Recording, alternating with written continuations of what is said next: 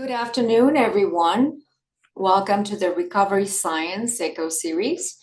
This is a training brought to you by the Center for Substance Use Training and Telementoring CSTAT in collaboration with the Peer Recovery Innovation Network, PRIN.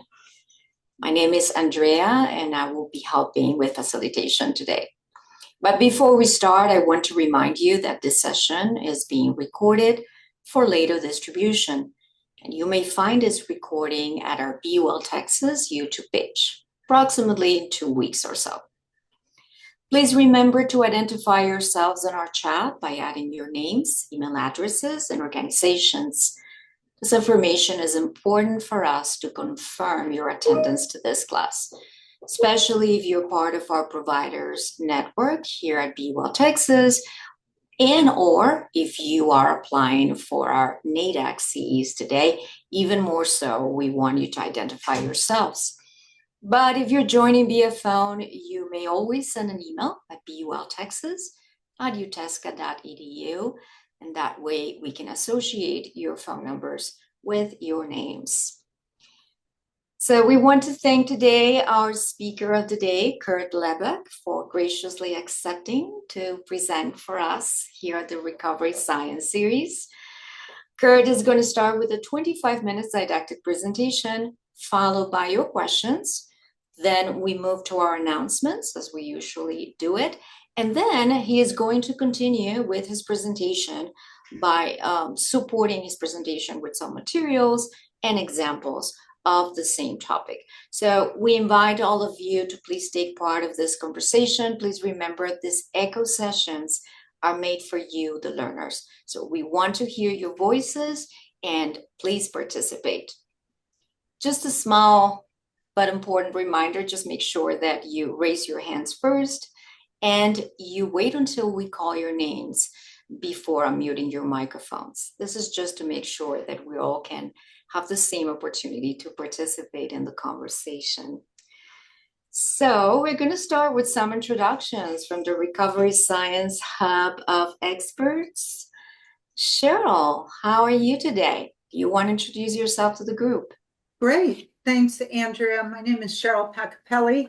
I am a person in long-term recovery for 35 years and work at Harbor Care in New Hampshire, overseeing the 21 Recovery Community Center. So thanks to all of you for being here. Thank you. Emily. Hi, everybody. I'm Emily Hennessy. I'm an Associate Director and Director of Biostatistics at the Recovery Research Institute at Massachusetts General Hospital. Nice to see you all here today. Thank you, Emily. Patrick. Yeah, thanks, Cheryl. I'm an assistant research scientist for Chestnut Health Systems Lighthouse Institute. I'm getting an echo. I am a formerly incarcerated scholar in long-term recovery, and I'm calling in from sunny Albuquerque, New Mexico. Okay. Kirsten. Hi, everyone. I'm Kirsten. I'm the project coordinator for PRIN, and I'm coming from San Antonio, where it is cloudy and cold.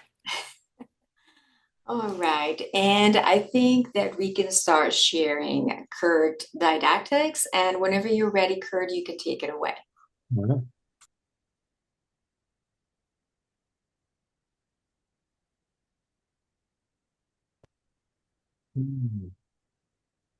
Everybody can see the screen? Yes, all right. I Great. see it. Wonderful. That's a good start. Hi, and thank you for having me. My name is Kurt Lebeck. I see there's a hand raised already, so maybe we should answer that question if it has to do with getting started. It probably wasn't an error, right, Crystal? Okay. Sometimes we raise our hands by error. No worries. You may continue, Kurt. All right, Yeah. I'll get started. Again, thanks for having me. My name is Kurt Lebeck. I'm a person in long-term recovery from substance use and mental health challenges. I'm a student at the Heller School for Social Policy and Management, where I'm studying for my PhD. But moreover, I'm a person in recovery who does a lot of work in the state of New Mexico. So even though I'm calling in from lovely sunny Massachusetts for once. It is only because that's where the school is. But yeah, most of the work that we're going to be talking about was done and is done in New Mexico. And we're going to talk a little bit about this concept of recovery capital, which I'm sure many of you are familiar with. And so I won't belabor that too much, but I will get into how we are using it and operationalizing it in New Mexico to achieve some patient-centered or recovery-centered outcomes. I don't have any conflicts of interest, and these are my own opinions and views. My work's been funded through my NIAAA sponsorship here at Heller, and the implementation work was all funded through the New Mexico State Opioid Response Grant. But this work really wouldn't be possible without close collaborations with a lot of peer support workers in New Mexico, a lot of community health workers, clinicians, and other folks on the ground who are doing the work. So our objectives for today are to understand recovery capital as a measure, but also as a strengths-based intervention. So we're going to be doing something a little different. I know I was just talking to Patrick via text about how many recovery capital instruments are out there. And so while we do incorporate a recovery capital instrument, and I will talk about that a little bit more, it's not really the point of our system. It's the purpose is really to use it as a means to help folks identify their strengths and then mobilize those strengths. And so we've developed this tool called the Recovery Capital Self-Discovery and Planning Tool that helps folks do that. And I'm going to demonstrate, I'm going to show you what that looks like and how it incorporates some of those other instruments into this kind of index that we've developed. And then I'm going to talk a little bit about, in the case, really, about how that applies and how we've been using it in New Mexico. And it doesn't want to move. There we go. So we are using the operational definition of recovery from SAMHSA, which is really about this idea of a process of change. And you'll find that that's key to the rest of this work. So real quick review of what recovery capital is. Basically late 1980s, 1990s, Granfield and Cloud write a book, among other things, called Beyond Abstinence, or no, Coming Clean, sorry. And they start to identify this construct of recovery capital as the internal, external resources necessary to initiate and sustain recovery. And we like to add the trailer of promote human flourishing, as we like to think about it, is more than just, well, as recovery is this dynamic process, right? And again, in the way that we've kind of conceptualized this is we're using it at these three levels here: individual, social, and community capital. And that's because the way that we've sort of seen this in the real world, so to speak, is that culture is always braided in all of these levels. And so there's no disentangling culture from one's recovery capital. So we like to try to identify cultural assets and strengths for people at all the levels instead of thinking about it as an independent phenomenon. We're using this definition for community capital, which is basically about access to resources. So this includes everything from housing to training opportunities, employment, transportation, and recovery community organizations, of course. But again, at the cultural level, we're also thinking about this as a place where one practices activities or whatever they like that are relevant to their cultural identity. On social capital, we're thinking about this in terms of relationships that require some kind of commitment. So we're not talking about Facebook likes or like your large networks of friends. We're really thinking about close relationships and where people are really interested in sort of reciprocal and engaged relationships. So this, of course, includes like intimate relationships, partners, family, friends. We also consider chosen family to be of social capital, and of course, other people in recovery. And again, we're looking at this as being able to belong to groups that are specific to your cultural identity. For personal capital, we're looking at these as everything from skills, values, health, hope, self-efficacy, your aspirations and beliefs, attitudes, but also things, external resources like property and money. and then characteristics specific, again, to your own cultural identity. So obviously these three, we're totaling them up, and that's your total recovery capital. So this is sort of a different conceptualization than a lot of these other measures. You have to give me one sec. And so going off of Cloud and Granfield's paper back in all of 2008, we do feel like there's congruence with this idea of positive and negative recovery capital. And I've given some examples here. So, at the community level, we have access to the Lano Club or alumni organizations would be a positive recovery capital. Whereas living in an environment where drugs and alcohol are readily available, that would be a negative recovery capital. And I think the others are pretty obvious as well, but negative recovery capital might include peer relationships with folks who are still using if your goal is not to use. We also want to point out that it's a super dynamic process. And this is a picture from New Mexico for Patrick's benefit.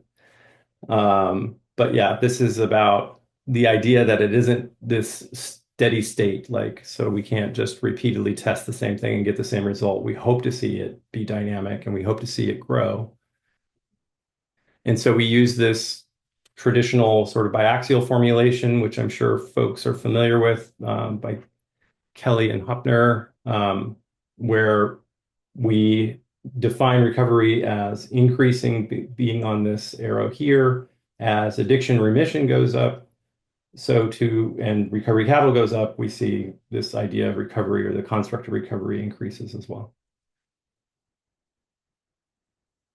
So why we are operationalizing recovery capital at the social, individual, and community level has to do a lot with this idea of context and being dynamic and being responsive to different levels of structure and environment. And so this is a paper by Jason and colleagues a few years ago, where what they noticed was that folks who they did a study with 700 plus folks in a bunch of Oxford houses and other kinds of recovery and supportive houses.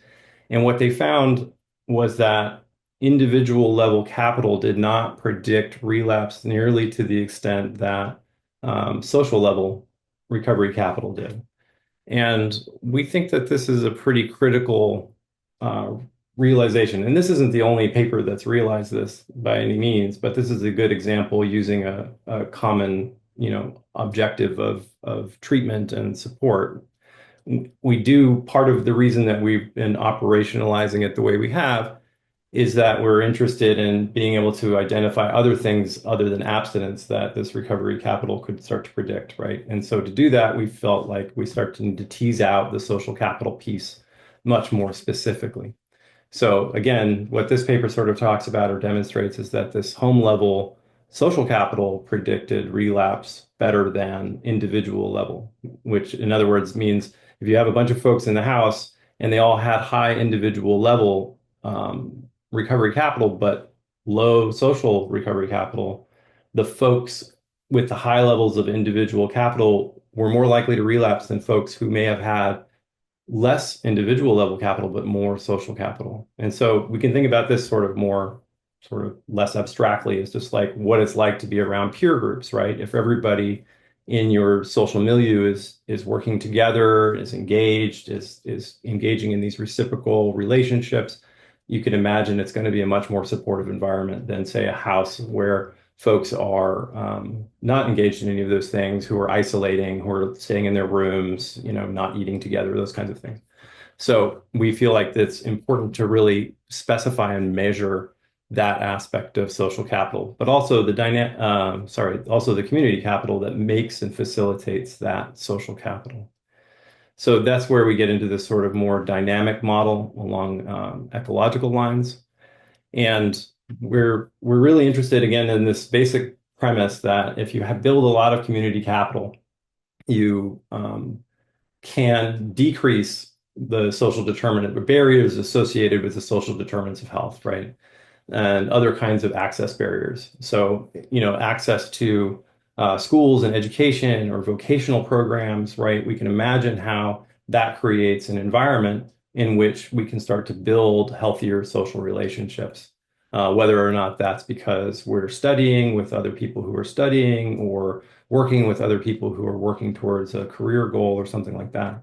And then that all results in increased personal level self-efficacy, self-determination, those kinds of recovery capital. And so sort of the final slide of the sort of theory piece of this is this model that Witkwitz and Tucker developed last year. I know they were working on it longer than that, but this is this idea that basically we have this ecological model and that it is dynamic, and that if we can start to identify these individual level recovery capital and this meso level recovery capital with all of the sort of community variables that go into it, we can start to affect change without necessarily having our focus on individual level outcomes. So what this might look like are more behavioral, economic kinds of interventions where we make things like recovery housing more accessible, or we make sure that recovery housing supports MOUD, for example, things like that.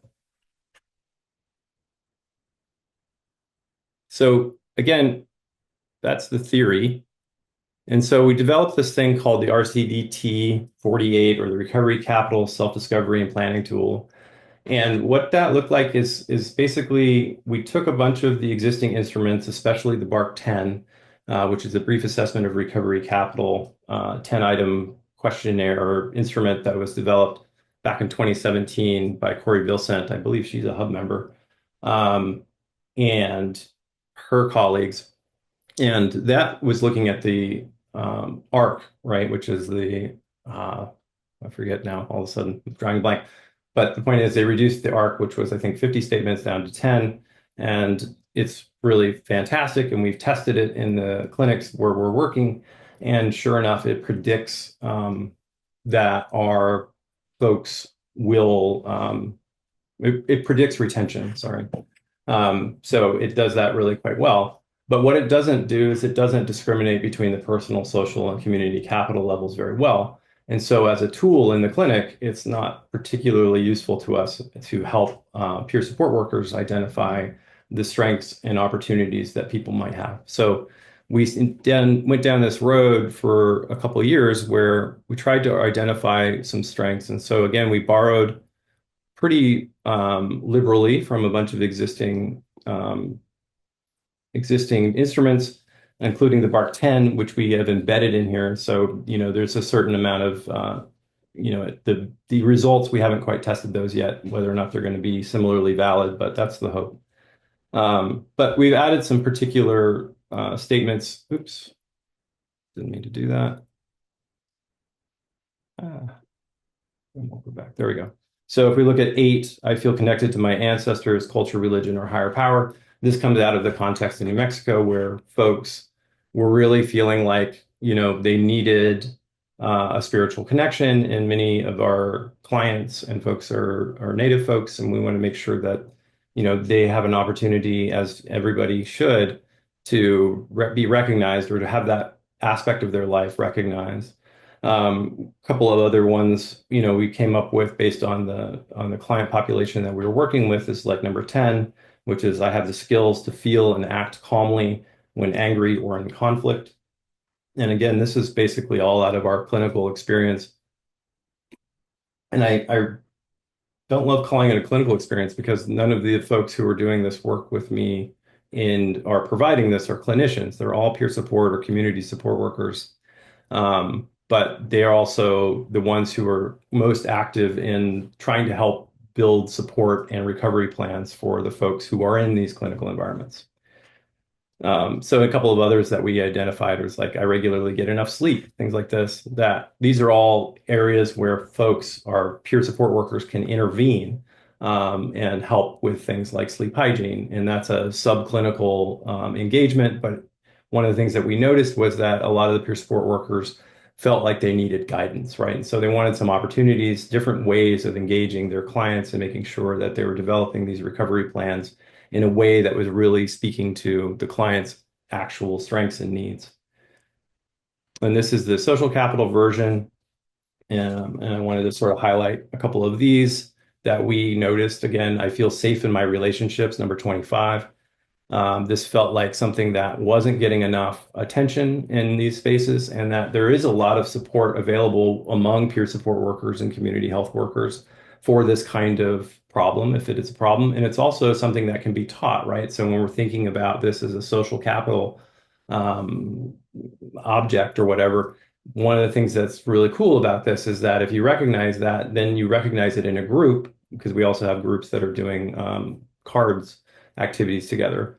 Then the other peers in that group, the people who are in early recovery, can start to recognize the strengths of other people and start to incorporate them. So, like a case example or a quick example is, as in one of these, observing one of these groups, and it was a women's group, and a couple of the women were all sitting at a table. There were 3 or 4 of them, and then another woman was sitting off to the side. And she, identified a lot of individual level strengths, but this other group of women who were sitting together actually identified a lot more social strengths. And it was very interesting to sort of see them start to talk about the difference between what those two things were, and realize the woman who was feeling isolated started to realize that, like, what she was observing wasn't exclusion to her, but it was actually a set of strengths, and that she was welcome to participate as well. And so when they started to have that conversation around things like safety or their friends or their family of choice, we start to see engagement in those kinds of social and reciprocal relationships. Another one, again, just sort of swinging back to the New Mexico context, we have this, I keep wanting to click on it, thinking that it's an interactive. Anyway, I have people with whom I practice my spiritual, religious, or cultural traditions. Again, we find that this is a really important factor in New Mexico, where, again, we have a lot of Hispanic families who are interested in making sure that they can maintain their religious and cultural traditions, for example, just another example. And then finally, we have the community capital section. And this I would love to even increase this more. Actually, I wanted to point one more out, and I think I have time. We're almost done with this portion. 35, which is a idea of being connected to people who own businesses, who are well educated, politically connected, or very influential in the community. And this is something that's come about when we realized a lot of people, part of the isolation that they're experiencing is that they're not connected to community assets like this, people like this. And it's one of the things that peer support workers, again, and community health workers, again, can start talking to people about, like, how do you build relationships like that? What does that look like? And again, we know that there's an association with those kinds of relationships and positive recovery trajectories. And finally, community capital. We have the classic number 37 here, which is I attend recovery group meetings every week or more frequently. And then things like number 39, which is where folks can access the wilderness, parks, or green spaces when I want to. And we'll see this come up in the case that I'm going to talk about a little later. And we have regular accesses to place where they can practice their spiritual or cultural traditions. And again, opportunities for things like volunteering or studying, career development, and all the like. And so we want to make sure, again, that when we're thinking about access to resources, that when folks fill this out, which they do independently, or if there's any literacy issues, they do it with their peer support worker. And then they can identify things that are going well for them. And then we can get into the next half of this thing, which is much shorter.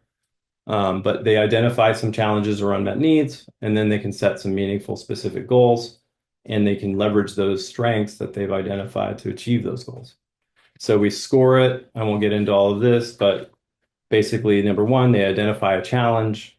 Then they describe a specific goal in number 2, and then they talk about why it's a meaningful goal for them.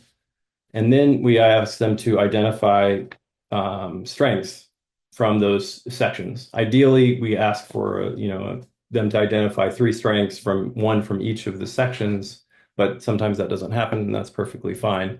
But the goal is to try to help them understand that if they can have access to certain community resources, they can build that social capital, and then they can start to build those individual level skills.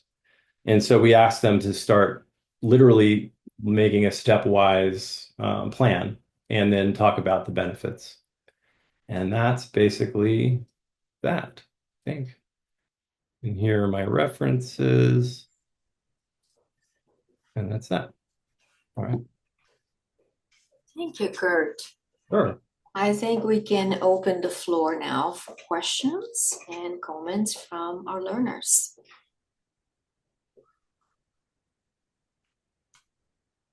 I see Rafe.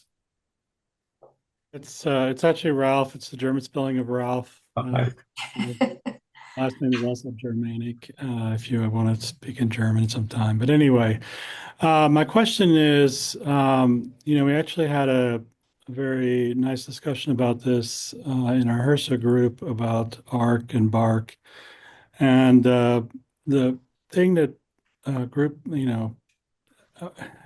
basically organizations are encountering is that you'll enroll a patient in long-term therapy or recovery, and they'll start with a certain BARC score, and then over time, their score will actually go down in some cases. And even if it doesn't go down right away, there'll be periods where it just kind of goes down and goes up, and it doesn't really, basically it makes it look like your therapy or your recovery care is actually hurting the patient. So my question, kind of long-winded, sorry, but basically is have you tried this out for any period of time, and what are you seeing? What trends are you seeing in the scores, and how does it compare to, say, BARC or ARC? Yeah. So we are trying this. It is a standard of care in Santa Fe and Gallup, New Mexico, and has been that for the last maybe 6 months. And so we're still in a very preliminary stage with all of this and the analysis and so on, but I'm familiar with that trend. I think, John Kelly talks a lot about it, about that dip. And yeah, I think we don't have enough data yet to be able to say with any certainty that we're seeing that dip too. But I think that what we can say is that that's okay. In that what we're really interested in, again, is and this is why I'm trying to figure out, and this is a question for the hub, is like, how do you sort of do the psychometrics on something like this when the goal isn't necessarily the same as it would be in a traditional sort of instrumentation? Because what we're interested in here is the kind of coaching that the peer support worker and the peer are able to engage in with each other, right? So when we identify these strengths, we're really looking for how can that be something that is a conversation starter between the peer and between the peers. So I think in that sense, it sort of has a different function than a standard sort of instrument. So that's part of why we haven't maybe noticed that yet. But again, it's really too early for us to say. So my follow-on to that would be, is there some way of characterizing these dips that are seen and sort of basically waiting for that, if you will, by weight, I mean like, weight as in mass, kind of statistically. So, over time, are these dips typical in some way, or is there some way of characterizing them, and then you can sort of compensate for that and get more of a straight line, if you will, or because I think organizations, I don't know why, but somehow they're evaluated on these, and it's not a pretty picture, so they almost don't want to use it. Yeah, I'm not expert enough in that part of it to answer that question. So. Thank you. We have Emily. Yeah, thanks. I was just gonna add in because I've seen this as well. We're using a similar tool but slightly different. And I think the challenge with both the BARC and the ARC is that you just get that score, right? And you can break it down into social versus personal capital, at least for the ARC. But all you have is that score, whereas a tool like this gives you that additional nuance of you have the numbers that you can track over time, and you might see those ups and downs, which as Kurt mentioned, is part of that recovery process. And some of those ups and downs can help with, future recovery care planning, but having that additional piece around specific barriers and strengths and goals can help you take those numbers and actually figure out kind of what's going on at the individual person level. And then from the organization standpoint, kind of looking at those across folks to say, these are some common areas why we're seeing these dips, and then these are common areas why we're seeing this improvement, versus just using a tool that gives you just that, single number. I was thinking the same thing, Emily, as far as like tracking the different measures over time. You'd probably see, some ups and downs between them that would be enlightening. Thank you. Daniel? Daniel? Yes, thank you so much for the presentation. Kurt, excellent.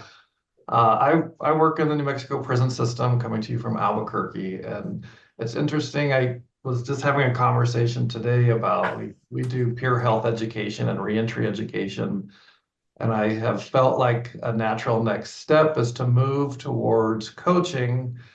And I've thought that one of the best ways to help people provide coaching is with a comprehensive tool that provides next steps and clarity for people. And I've been, as far as resources go, it's good to hear about the social capital. I've been convinced. I use the Getting Ahead model, Dr. Payne, and she identifies social capital and relationships and role models as resources. And that's been stuck in my head. Anyway, long-winded also, but do you think that this tool could be modified to be used in a prison setting? Do you see any drawbacks? I absolutely would love to talk more about that. I think I'm currently working on a project or trying to get some funding for a project to work with a perinatal population, so pregnant people, because we're interested in how do we coach, like how can doulas coach people in early recovery. And the other piece about this that I think I didn't really emphasize, but I think is relevant to reentry as well, is this idea that what we're really trying to do is celebrate a multiple paths kind of approach, and helping people who are in these communities really talk about what that path looks like, as opposed to saying, there's only this one path, it's this abstinence-based path, et cetera, and that's the only way you can do recovery. So we're really trying to introduce some nuance and complexity to that in a way that people can actually have those conversations. So I think, yes, I think we could adapt this to that. And I think, that's the goal of this, is really to become a tool that gets used for coaching between peers, ideally, and gets better outcomes for that reason. Yeah, thank you. Because as you know, New Mexico is getting ready to roll out Suboxone into its prison facilities. And I just feel like there's a desperate need to be able to have that nuanced conversation, because whether you're on Suboxone, whatever your path is, you can build social capital. Yeah, So absolutely. And I mean, another one of my roles is as a consulting program director on an MOUD program. And one of the things we do is try to identify these groups, social milieus, and so on, that people who are taking Suboxone can engage in and not feel like they're not in the right place, right? So they can feel a minimum of that, but also teach them skills to sort of deal with that when it comes up. Like, that's another part of this, is the skill building. And those are all statements in that tool that, like, there's one of them is I have access to medications that are appropriate for my mental health and substance use disorder, right? And so if people feel like they have access to that, but they don't know how to talk about that in a recovery community setting, then we try to give them those tools. So we talk a lot more about harm reduction in that sort of space as well. So yeah, I'd be delighted to talk more. awesome. Yeah, thank you. Adam?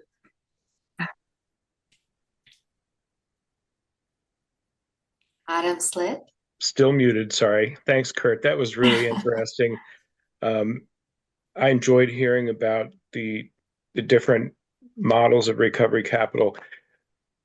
And, as others mentioned, the nuance. I'm really interested in what I think a lot of times recovery specialists and participants, even working collaboratively, will, look at the score and, as others said, kind of not really know what to do with that. And I've seen crosswalks that were created for this and other documents to try and put it into domains or nail it down for folks to make it more useful. But this just seems really straightforward. So I wanted to share that comment. And then also, just from a completely anecdotal perspective as a practitioner, I noticed real early on that dip that you're all talking about. And my personal theory and what I saw was it seemed like this happened right after the initial recovery plan. And my theory was always that this was folks realizing kind of how much work they had ahead of them and what their real situation was. And usually we would see that come back up. But again, that's completely anecdotal. So I just thought I'd share it. But my question really is, just from my limited perspective, what is the prevalence of these other tools being used in alternative to the bark in practice? I'm not that familiar, but I know that I've seen the ARC is a big one that's being used a lot. And then there's, of course, the rec cap, which gets used a lot. I think it's a similar idea. It's a lot more complex.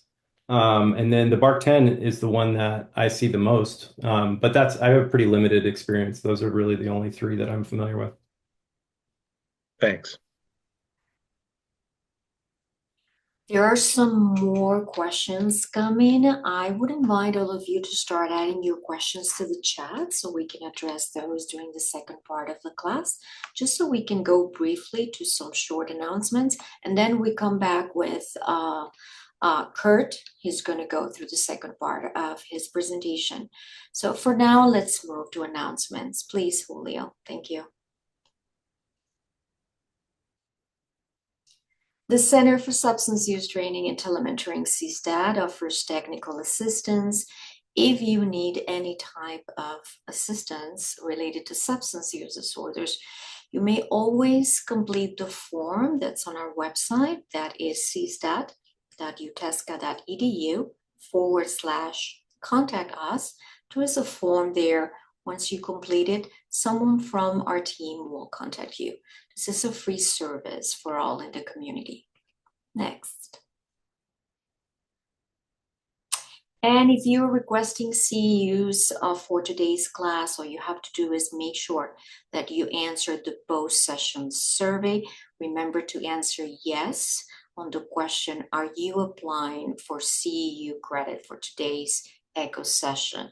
If you answer yes to this question, please be advised that you should be receiving your needed certificate in approximately the maximum 2.5 weeks via email. Just make sure that you always check your other or your spam invoices because it's coming from our Be Well Texas email.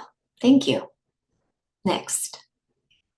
And next month, we're having Chris Kelly, and she is going to be presenting on recovery community organizations, the why and how. Please don't miss it. That is next Wednesday, March 19 at noon. Thank you. And I think now we can move to the other part of the presentation. That will be some other support material that Kurt is going to be showing to us. So whenever you're ready, we can share those. Great.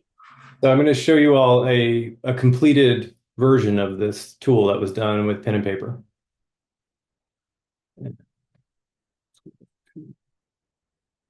Things in the way. Can you make it a little bit bigger? Yeah, I'm working on it. There we go. There you go. That's in the presentation mode. Thank you. Perfect. Okay. So yeah, so we like I said, we've been doing this for about the last 6 months in New Mexico. And this is an example of somebody who filled this out. And I highlighted the strengths, the things that are going really well for this person in yellow. And then I highlighted the things that are not going so well for this person in pink. And so what we're looking at here in number 38, again, this person is really, this is a challenge for this person, is that they don't feel like they belong to community organizations that are actively improving it. But on the other hand, they have a strength that sort of weighs in here, that they attend recovery group meetings every week or more frequently, with coming in at a 5. And then a couple more strengths. This person thinks that they have access to wilderness, parks, or green space when they want to. That seems to be a big strength for them. regular places to practice their spiritual and religious or cultural traditions. That's something that's important to them and is a strength.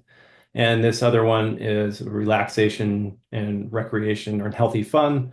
And so all of those strengths. And then one of the big challenges this person has is they're looking for access to opportunities for career development, education, job, apprenticeships, etc. I'm going to go ahead and, oh, there's the sort of narrative version of that on the slide. Sorry about that. And so let's move to the next one, social capital. Right. So here we can see they have a supportive family, that they actively support others, and they feel like they're part of the recovery community, but they don't get a lot of support from their friends, and nor can they rely on their network. And they don't really have anybody to practice those spiritual practices that they had identified as having access to it, but not people to practice with, right? Nor do this person feel like they have any relationships with influential people. And so again, here's the personal level. We see this person has, they believe that there are more important things in life than using substances. They take responsibility for their actions. Those are BARC 10 statements, by the way. We have the little whatever footnote for those statements. They're interested in learning healthy habits. They have a smartphone. They can save, or they feel like they can save.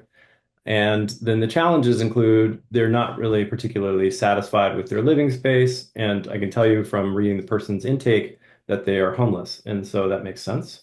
They don't get enough sleep or food, and they don't have transportation, housing, money, or documents. So we can imagine the challenges that this person's facing, but we can also, I'm going to go back, start to see how they might have some opportunities with the strengths that they have at the social level and also the community level to start building those individual level challenges, right? And this is basically the worksheet. So they start going through it, they identify a challenge. And so we can see this is sort of a community access challenge. We can see that this here is they're maintaining their sobriety is, what was I trying to get at here? It's meaningful. So it's got a personal quality to it. And then when we shift to this section, we could realize that this building social capital, they recognize is important to this getting housing or getting towards housing, right? Because they're willing now to do almost anything to be a participant in this program. And participation and attending class are both social opportunities to learn some social skills. And they recognize that learning is part of this as well. And so learning and hearing from others, right? So here they are learning from them. So we think of this as a pretty successful example of incorporating all of that. And that's it. So that's sort of the example, real quick version. I was told to make it in 5 minutes or less. So. Okay, thank you. So we still have some questions here. Let's see, Lindsay, do you want to mute yourself and tell us a little bit about your comment on the chat? Yeah, sure. So, one of the things that I do with my new role, it's like, as I guess I'm a peer specialist by trade, by career, and then turned into a researcher randomly. So I think one of the things that I see very often is that, and I'm also a person in long-term recovery who uses drugs, right? So these models do tend to be very abstinence-based. They tend to be very like almost like it almost seems coercive, not necessarily in like on print, but in practice.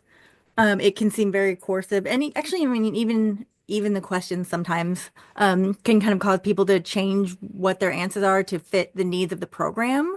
The other part of it is that I think sometimes when we write these questions, we don't really think about how they're viewed as a person who's going through all of these questions, right? So the order they're in, their actual wording, and they can get really confusing. Like, what does it mean to be, to have community? What does it mean to be safe? These questions are great, but they're so broad.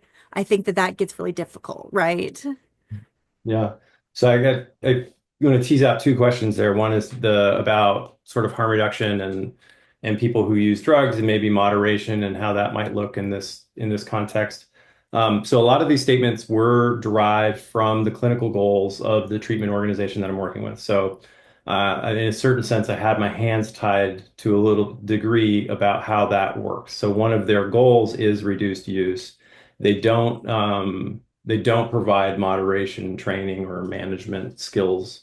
So that's not necessarily part of what we were trying to do in that space. But what they are trying to do is have a much more holistic view of what recovery is about. And so what we were interested in doing is trying to get at as many of those dimensions of that holistic recovery as possible to recognize that centering abstinence isn't necessarily going to result in abstinence or reduced use, right? We know about the abstinence violation effect. We know about the reality that many people with maybe less severe addiction can use less or continue to use things like that. But it allows people to recognize that the story about drugs doesn't have to be the central character in their recovery. So that was one. And then the second, I lost it. Can you remind me what the second part was? From the perspective of the person. And I'll jump in. There was a comment earlier asking about whether there were people on the people who people with lived and living experience involved in the creation of the instrument and the items and stuff like that. I Everybody. think those two things probably intertwine.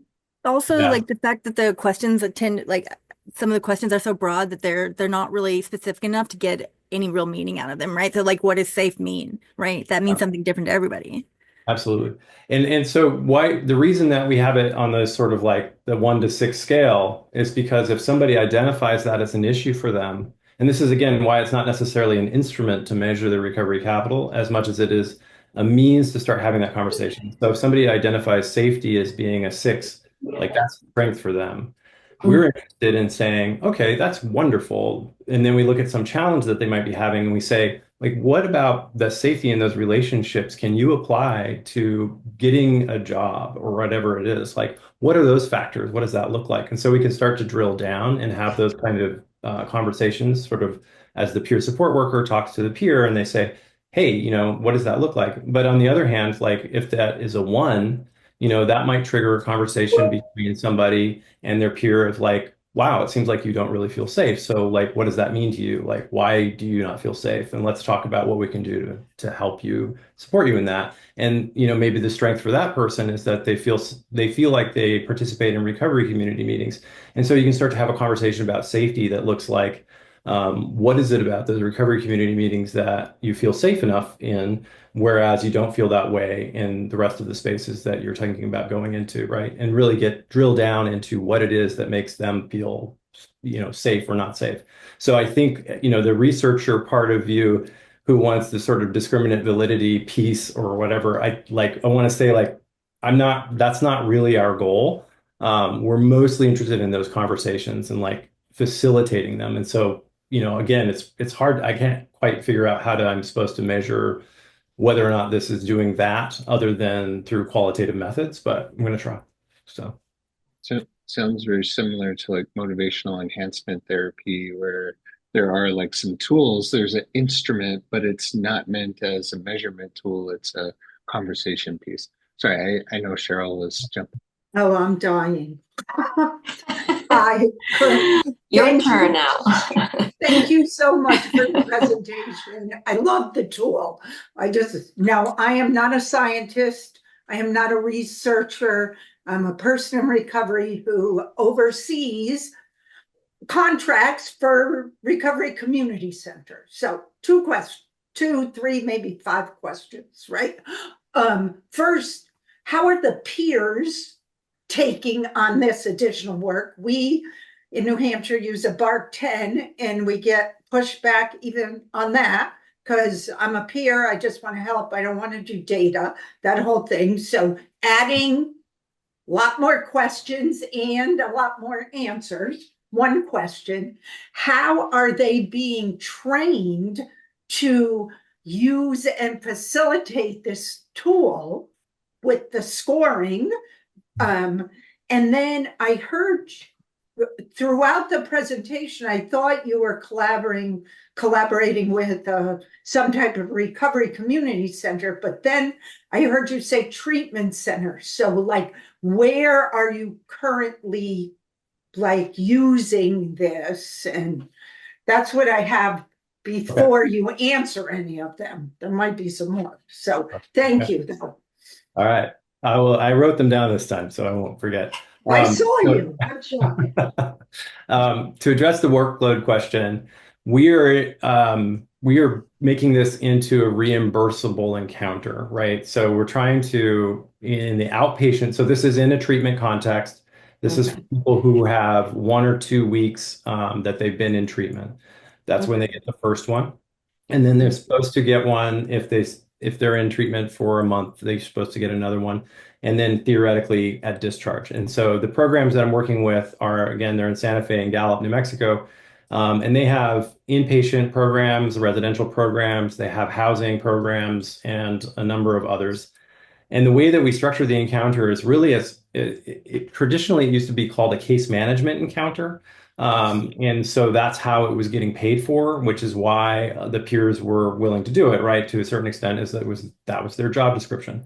We're trying to restructure it so that it is a coaching encounter, so that folks recognize that it's really an opportunity to get to know somebody and really develop some of the strengths or that the person has that maybe the peer who's having their own experience doesn't quite understand or share, right? So like the question about safety is a good one, like that statement, right? So a peer might see that statement and think to themselves, I'll use my own experience. So being safe was never an issue for me, right? Like I didn't come up with that statement.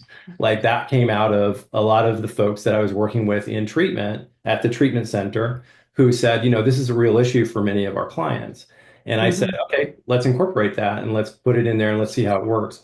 And the reason we did that, though, is because what we're trying to do is identify these different facets of recovery capital that are really important to people, but sometimes in our own experience as peers, we don't necessarily see them, right? That's just not our experience. So if I'm talking to somebody who had a lot of issues with safety in their using or in their recovery, I'm going to have a very different conversation without that statement than I would if I had that information. So that's part of it. And that kind of goes to that workload problem. How do we get people to use this data? Well, we try to help them understand that when they have that data, and because it discriminates between the individual, the personal, the social, and the community levels, it has this function that the peer support worker can see. And so the good news is that 13 out of 14 of the support workers that I have gave a anonymous survey to fully endorsed it, really like it, thinks it's super helpful,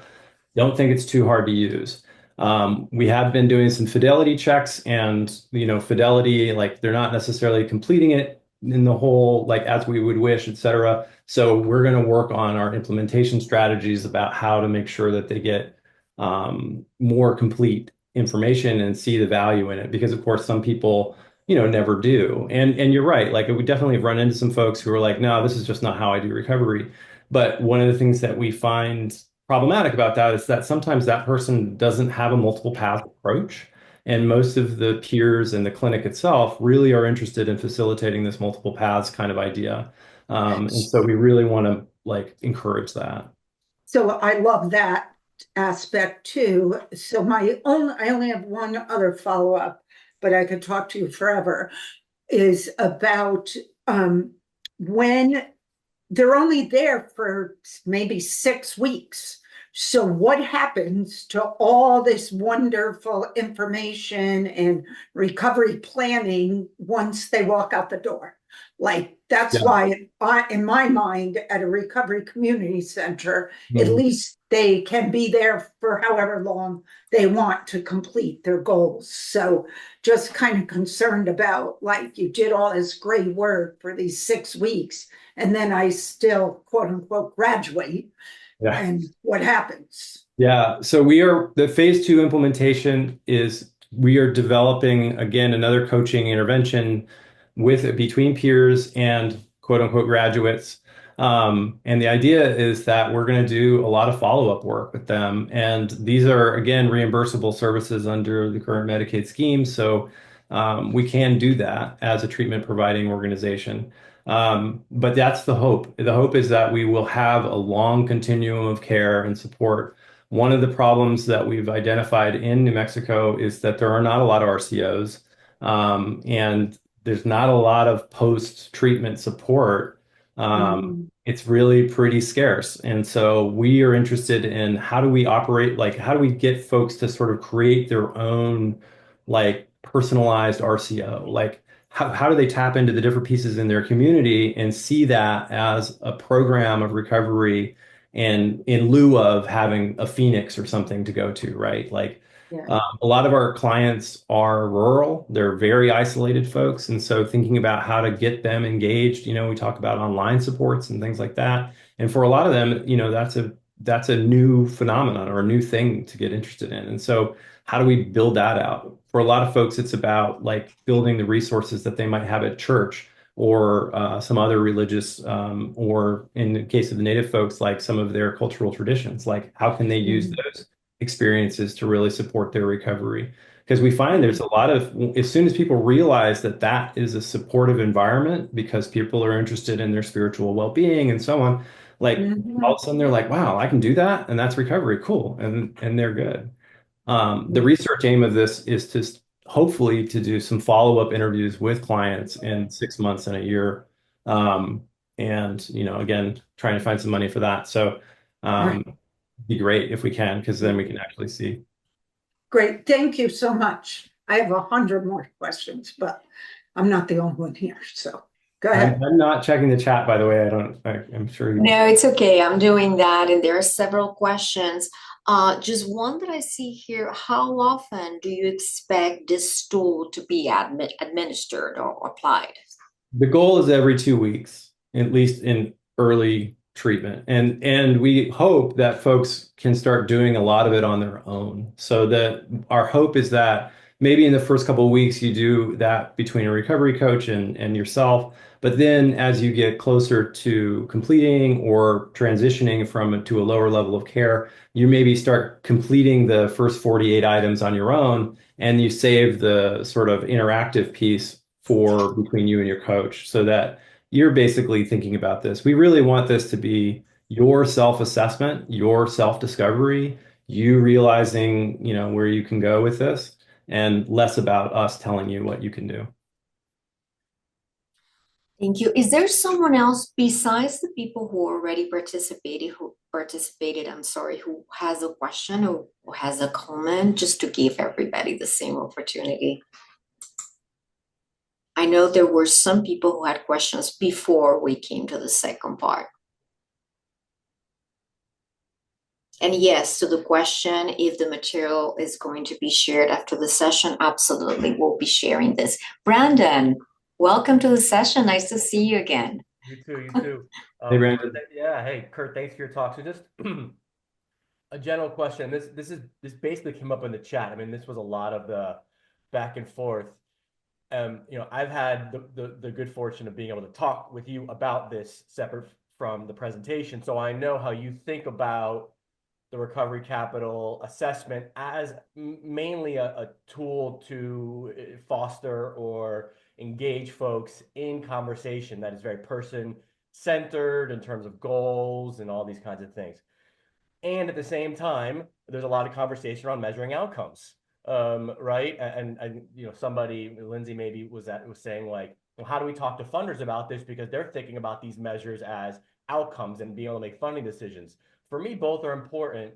So how do you think about drawing that distinction and maybe what recommendations do you have for us to be able to talk to various stakeholders, funders or whatever, about the differences between what sounds like more of like a sort of process measurement-based practice where they're completing something in the spirit of the recovery peer specialist experience versus the program measuring outcomes to help funders make decisions and these kinds of things? Yeah. That's a tough one, because it's hard to get your head around the whole idea of the difference between process and outcomes as it is, right? Like I teach research, evidence-based practice in social work. And like it's one of the hardest concepts for the students to get their heads around. So getting funders' heads around it as well is, equally challenging. So I think the best way that, what I'm hoping to do is, again, try to do these long, like 6-month follow-ups and have evidence like that really talks about the fact. And the other thing is we do use the BARC 10. Like I said, it's embedded in this. And it does. We did a study in Santa Fe. I think you helped me on that poster. But yeah, we did a study of about 300 or 400 folks, and it predicts that they're going to graduate. Again, there I use the term, successfully complete the program. And so I think that we can use that that tool to recognize that recovery capital has this really important piece to play, and keep the conversation sort of grounded in that fact, and sort of maybe move away. I think the one thing that we can do with Medicaid data, but I haven't been able to do it quite yet, is to look at impact in terms of like utilization downstream. And that would be my long-term goal, would be to one day say, hey, like, these people, hopefully these folks use services less than people who don't get this program. But that's a big project. Yeah. Well, thank you so much, Kurt, once again. I think this is material probably for a second session, for a second part in the future. I think this session has been everything an ECHO session is supposed to be. It has been engaging, interesting, conversational. Please remember to complete your post-session surveys after this class. And again, the material we distributed today is going to be sent to all of you along with the post-session survey. Thank you all. This has been great, and I'll see you next month. Have a great rest of your day.